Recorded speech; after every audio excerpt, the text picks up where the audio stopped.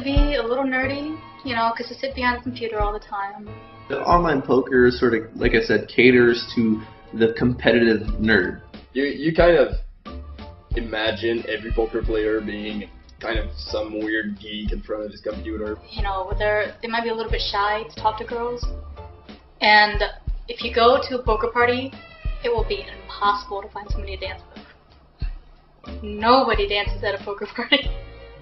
And each time they'll bring a DJ and they'll have a dance floor. But it's completely empty. I think that it attracts a lot of introverted people maybe just because to be successful at it requires a lot of dedication towards it. Introverts are generally more observant. I think that's one thing that everyone would agree on. Like, you have to notice a lot of things at the table that other people wouldn't notice. And if you're doing all the talking, a lot of times you don't notice that type of stuff. So, like, you know, a lot of stuff that goes on, like, in your head that you don't really tell someone else, that comes into play a lot at the table. And then all these little details add up, and then they matter a lot. You could always ask guys to dance. And they'll always awkwardly say no. I've heard a quote that says, you know, at the poker table you see people as they truly are. And then I heard another quote that is, at a poker table you don't see people as they truly are, but you see them at their worst. Gambling, especially with the anonymity or the supposed anonymity of the internet, brings out the worst in people, I think, sometimes. It's weird. Online, all you see is an avatar. And you can type, anyone can type whatever the hell they want to a chat box. It doesn't matter. You can say whatever the hell you want. So you don't see a It all face. boils down to, you know, a lot of the guys got into it when they were kids, and you know, like, it's a bit of a nerd game in the sense that a lot of poker players would play poker, and you know, they were nerds and they get bullied at school, so they get online and berate people and you know, insult them. And People they'll get real mad at you. Like gambling, I mean, live poker also, but yeah, you know, playing heads up against people, you could, you know, you win a hand, you get lucky in a hand, and people will tell you they want your family to get AIDS. And Like, I'd just talk about how bad he is, and then he'd talk about, like, when he sees me in real life, he's going to fuck me up the ass with a dildo. Like, I'm going to find you in Vegas, and I'm going to mug you, and like, you know, I'm gonna like find where you live. sometimes, you know, meeting someone when I called his sister a whore might be a bit awkward.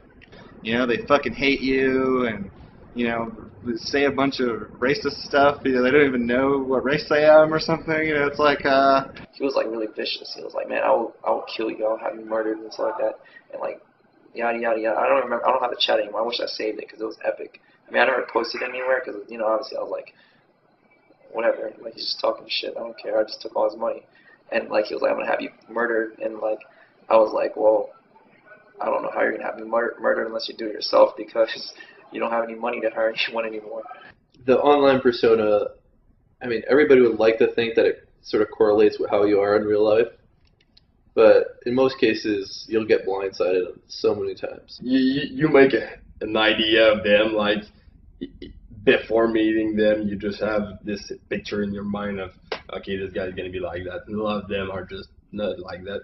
And you always try to figure it out in your head. Like, you'll meet a few people and you'll be like, oh, okay, maybe I was wrong about this and this. But, I mean, I stopped trying to figure it out. I just assumed that it's two different personalities. And this might be a little unfair, but I think the more like younger online poker generation, like the people that are maybe 2 or 3 years younger than me that are just starting, I've met them in a lot of different situations or been introduced, and they definitely seem a lot more introverted than I remember all of my friends being. you know, these young kids, they're 19, 20, and I can call them young kids because I'm 22 and incredibly old. I'm pretty much old school in the online poker generation, which is absolutely retarded. Oh man, these kids these days. These kids. I'm so old now. I'm 24 years old and I'm old. It's insane the drive that some of these kids still have. And I remember when I was that age, when I was, you know, 20 years old, 21 years old, having that drive. And now it's just like, whatever. Like,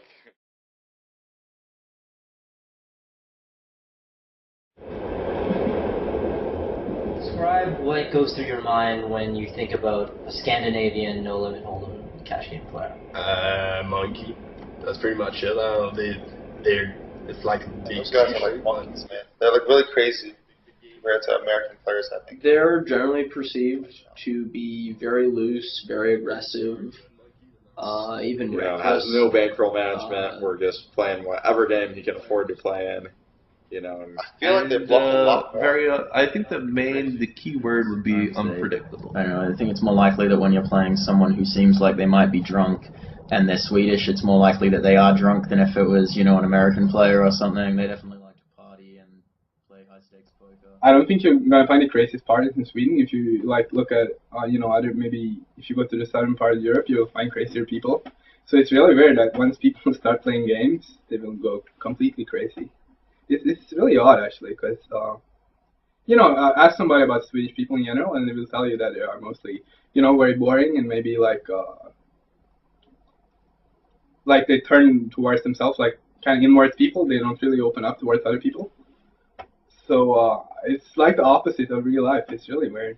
A lot of us young players that became good early, that when we started, the good players that was already there, they started playing poker like kind of a little bit before the poker boom started. So we had some guys, like 4 or 5 guys that was already like established and that we could look up to for a bit. And they were like 25 to 30 years old.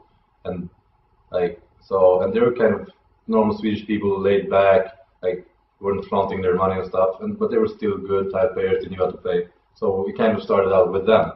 If poker starts as a seed and then grows into a tree of players, right? And all these players know each other, like we were just talking about how strong like these poker cliques and communities have become. Like naturally the lower stakes players idolize the higher stakes players, and the higher stakes players just happen to be people like kind of crazy. Maybe you could track it all back to Gus Hansen or something, you know? Like he started off playing crazy before playing crazy was cool, and then maybe all the Euros, the next generation kind of imitated him, and then they imitated their idols, you know, and next thing you know, the whole of Scandinavia was, you know, playing that kind of crazy style.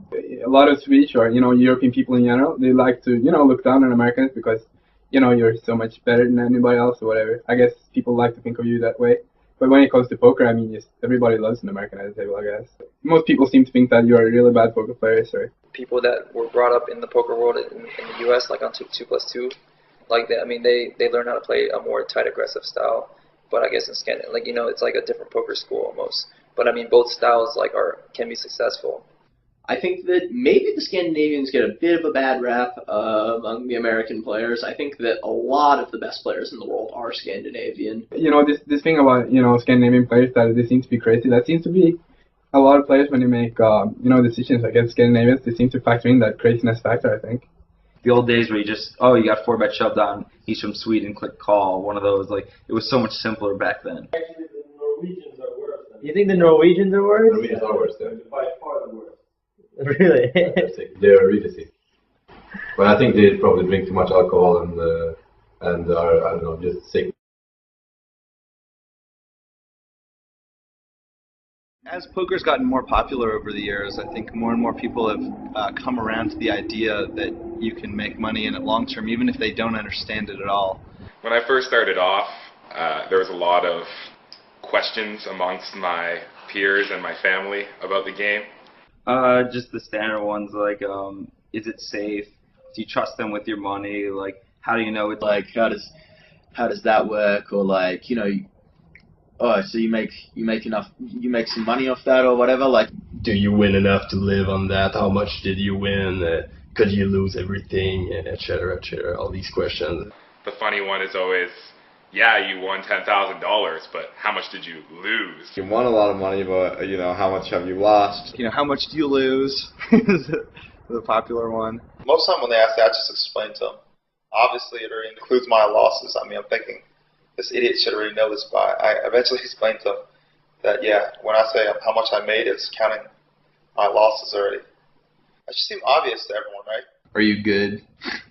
Which I always find entertaining because I'd obviously choose it as my profession if I was just a subpar losing player. I mean, my trick is to change the conversation as soon as possible because I don't want to be talking poker to a girl for like 2 hours straight. Like, if when I travel often, I present myself as a student or whatever, you know, because I just don't want to deal with that kind of shit. And I'll try to move the conversation to another area simply because it's like so mind-numbing to talk about poker to someone who has really no idea about poker. And I don't want to get into an argument with a random person for like 20 minutes about why poker's skill. If someone's like a good friend of mine, I'll tell them, I'll explain it to them more, but I mean, you run into a lot of people and they ask you what your profession is and you tell them poker and they just go on and on about it. I heard online poker's rigged, and then I try to tell them obviously it's not rigged.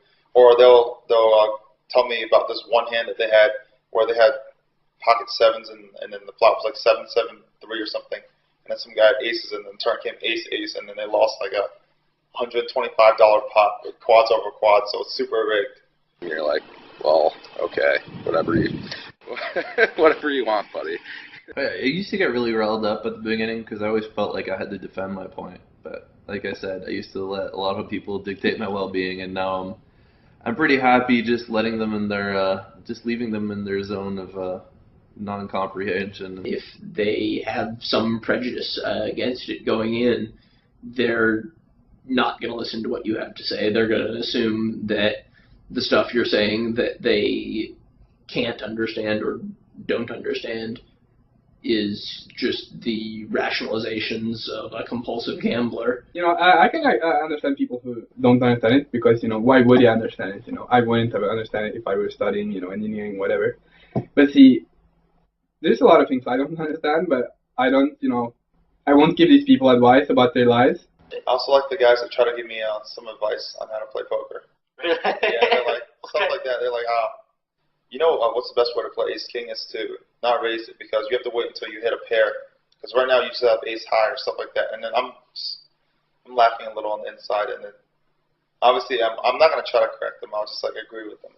And it's funny because sometimes I take their advice to heart. And then I get back to my room or wherever and I think like, yeah, maybe I should do that. And then I wake up the morning after and like, what the fuck am I thinking? I try not to tell people how much money I make. Sometimes people directly ask me, and I think usually I just say, well, I have enough to not have to get a job, you know, which is an honest answer.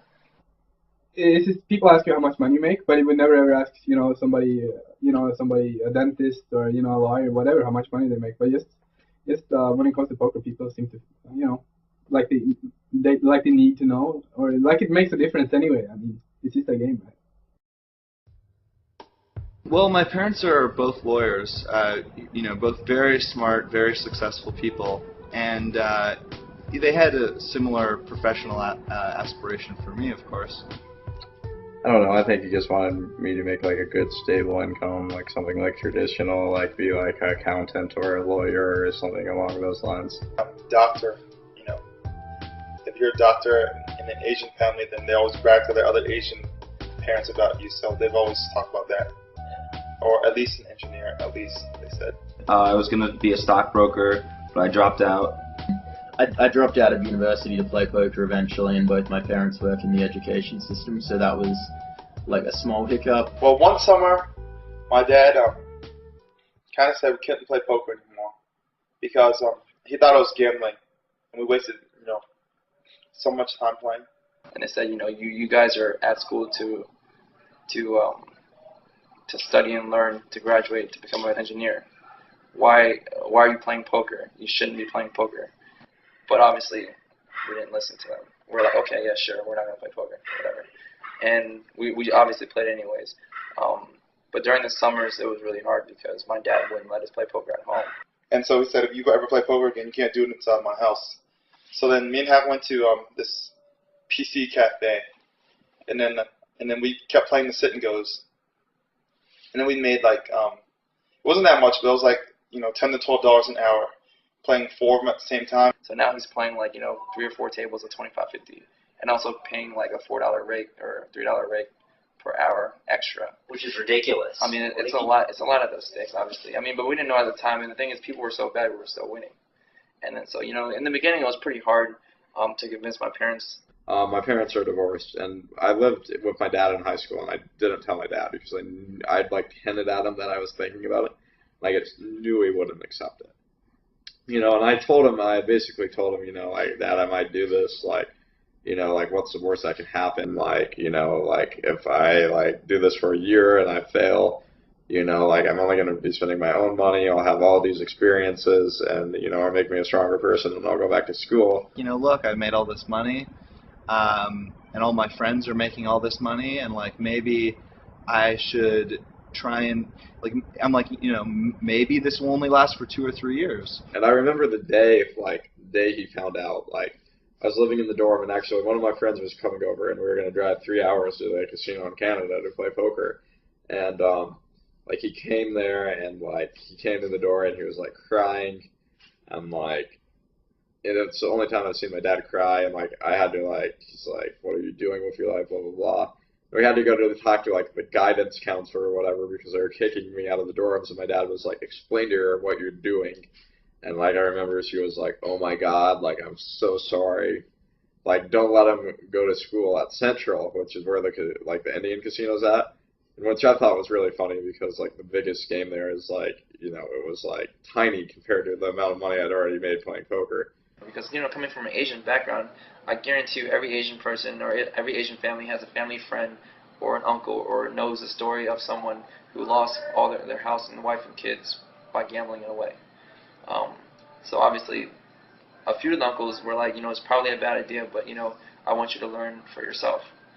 And some of the uncles were like, you know what, you're stupid if you do that. You're just completely stupid. And the thing with Z is, Z loves proving people wrong. That's what he lives for. If you tell Z he can't do something, he'll try 10 times harder to do it just to spite you. And even if you tell him he can't do it because you're trying to help him, he'll just do it just to show you that he can, no matter what it is. I guarantee, he'll. And the thing is, it's really weird because most of the times when he says, when you tell him he can't do it, you would think he can't do it 100% of the time. And a lot of times he'll try and he'll still fail. But 25% of the time when he does succeed, it still surprises you because you think he fails at everything you say he can't do, and he'll just do it, and he'll be able to. I don't know how he does it. As we improved, I kept telling him, and he kept saying, it's luck, or you guys are just lucky so far. I mean, he doesn't understand the rules. He didn't understand the rules when he said that. But after he did a little more research, when we're making 14, 15K a day sometimes, he was pretty impressed. And then I think that's when he started believing it. They've definitely come around now. And I think they have a little bit of an understanding about poker now. Not fully, but they have a better idea about everything. When I got the first check from Ultimate Bet, they